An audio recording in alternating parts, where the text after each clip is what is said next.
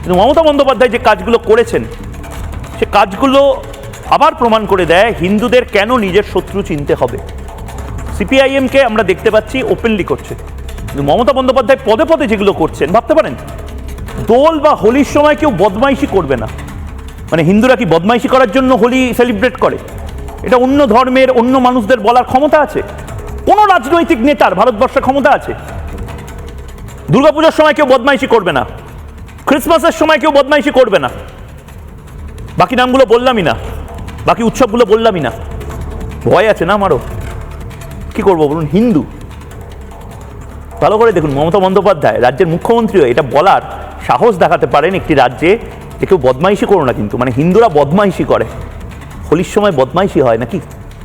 দেখুন, একদিকে দোল और होली, साथ साथ में ये महीना रमजान का मांग भी है। सब मिलजुल के रहना। जैसे अगर कोई कुछ कहे कि वो तुम्हारा खिलाफ ये बोला वो बोला, इसको कान देने का जरूरत नहीं है। আপনারা সবাই যে যার ধর্ম পালন করুন।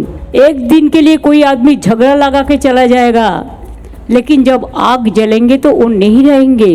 इसी के लिए सब अच्छा रहे तो बांग्ला अच्छा रहेगा। Please celebrate this with peace.